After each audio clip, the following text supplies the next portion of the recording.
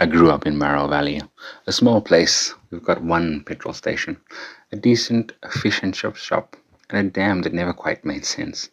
The Marrow Dam isn't especially big, and it doesn't seem to do much because it doesn't supply water anymore, and it doesn't even generate power. It hasn't since the 90s, but it's still maintained and still watched, and every night like clockwork those floodlights come on, four of them, tall metal rigs stationed evenly across the dam wall. They're bright, hospital white things. You can see them from the hallway up the hills. They flicker a bit like they're wired wrong, and they never light up the same way twice. Sometimes only two at a time, and sometimes all four, but never none, and never dark. When I was a kid, my friends and I would bike up there just to spook each other. We used to tell us stories that was the dam was cursed and that a town lies beneath it, still intact, and at night you can hear church bell if you press your ear to the water. But one friend of mine, Danny, swore his uncle used to work security at the dam and quit after just 3 weeks. He said something kept whispering through the CCTV feed, always just outside frame. But their story is right. But until last month, I'm a night photographer now, and I drive around the countryside taking long exposure shots. Ruins, trees, foggy hillsides. I love the silence, and I love getting strange things on film. So when I went to the dam, I parked up on the ridge across it. Bit of an old access road, barely a path anymore. But from there, I had a clear view of the wall and all the four towers. The lights were already on, flickering like mad.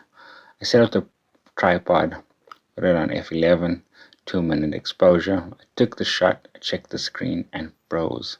The lights were fine, the dam was fine, but down by the base, the water made concrete. There was a shape, a tall figure, was thin and wrong.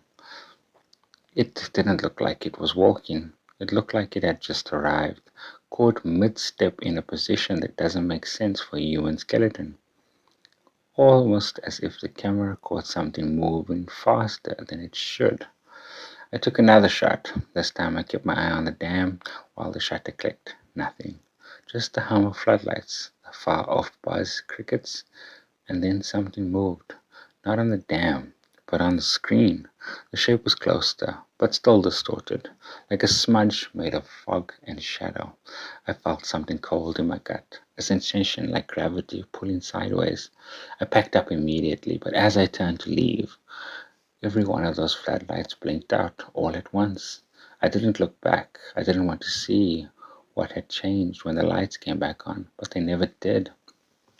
The next night, they were off too. No light, no hum, just the empty spillway and black water. That's when people started to go missing. First was a council worker sent to check the generator, then two hikers, then a copper from over in Breckenham who said he'd sought after it.